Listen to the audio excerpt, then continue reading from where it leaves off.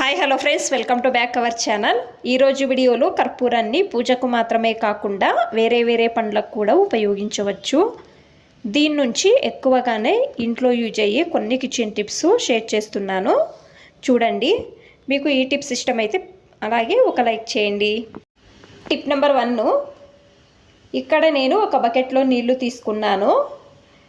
దీనిలో ఒక 2 కర్పూరం తీసుకొని పొడి చేసి వేస్తున్నాను. దీనిలో ఒక చిటికెడు పసుపు వేస్తున్నాను, ఒక చిటికెడు ఉప్పు కూడా వేస్తున్నాను. బాగా మిక్స్ చేయండి. ఈ విధంగా బట్ట తీసుకొని నీళ్ళను పిండండి. పిండిన తర్వాత టైల్స్ తుడవండి. మనం ఎప్పుడైనా కానీ ఇల్లు తుడిచేటప్పుడు కొంచెం పసుపు తర్వాత కర్పూరం వేసి ఇల్లు తుడవడం వలన ఇంట్లో నెగిటివిటీ ఎనర్జీ తక్కువ అయ్యి పాజిటివిటీ వైబ్స్ అనేవి క్రియేట్ అవుతాయి.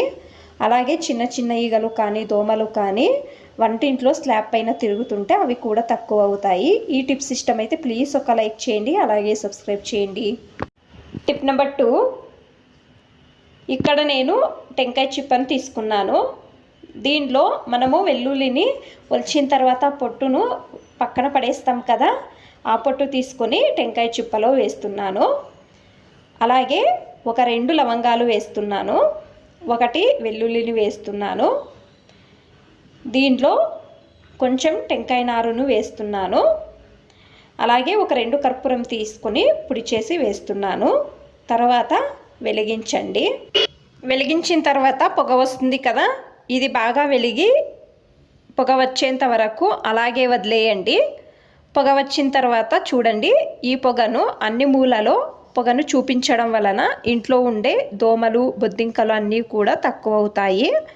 వెల్లుల్లి లవంగాలు వేయడం వలన ఈ పొగను పీల్చుకున్న ఏ విధంగానూ ఇన్ఫెక్షన్ అనేది ఏమీ కాదు. ట్రై చేయండి ఒకసారి. ఈ టిప్ ఇష్టమైతే ప్లీజ్ ఒక లైక్ చేయండి. టిప్ నెంబర్ 3, ఇక్కడ నేను 1 స్పూన్లో కొబ్బరి నూనెను బాగా వేడి చేసి తీసుకున్నాను. దీనిలో కర్పూరం తీసుకొని పొడి చేసి తీసుకుంటున్నాను. బాగా మిక్స్ చేయండి.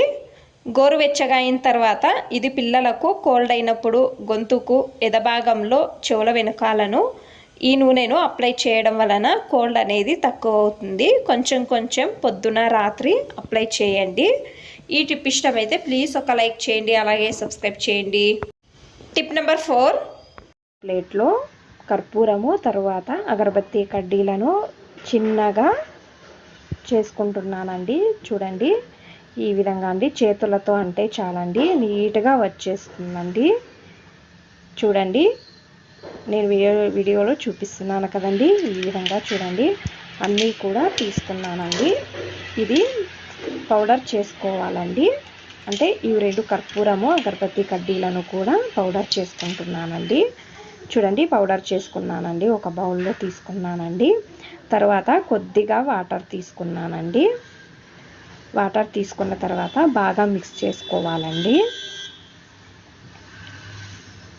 మిక్స్ చేసుకున్న తర్వాత దానిపైన ఒక ప్లేట్ పెట్టి ఒక హాఫ్ అన్ అవర్ వదిలేద్దామండి. అలాగే చూడండి, ఈ విధంగా అండి.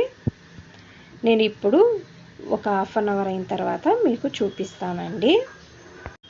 చూడండి, ఇప్పుడు నేను ఒక హాఫ్ అన్ అవర్ అయిన తర్వాత మీకు చూపిస్తున్నానండి. ప్లేట్ తీసి చూడండి. తర్వాత ఇంకోసారి మిక్స్ చేసుకోవాలండి. ఈ విధంగా అండి. ఇప్పుడు ఒక స్ట్రైనర్ తీసుకొని దీన్ని వడగట్టుకోవాలండి. చూడండి, ఇంకో బౌల్లో అంతా తీసుకుంటున్నానండి. చూడండి, వడగట్టుకున్నాం కదండి. ఈ విధంగా అండి.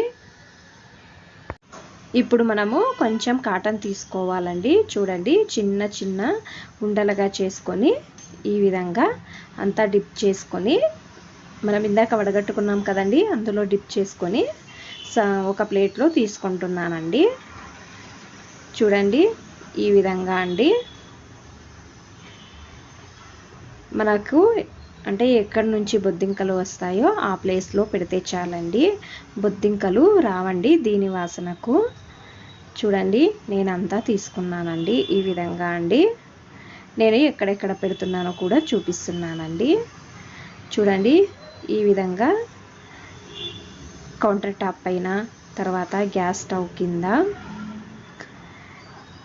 నెక్స్ట్ సింక్ దగ్గర ఈ విధంగా పెడుతున్నానండి.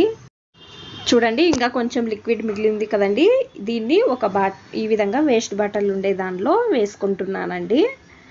చూడండి ఈ విధంగా అండి. ఈ బాటిల్ క్యాప్స్కు నేను హోల్స్ చేసుకున్నానండి. దీన్ని మనము బొద్దింకలు ఎక్కడి నుంచి వస్తాయో అక్కడ స్ప్రే చేయవచ్చండి. నేను చేసి చూపిస్తానండి మీకు. కబోర్డ్ దగ్గర చూడండి ఈ విధంగా సైడ్లలో స్ప్రే చేస్తున్నానండి. తర్వాత సిలిండర్ దగ్గర కూడా స్ప్రే చేస్తున్నానండి.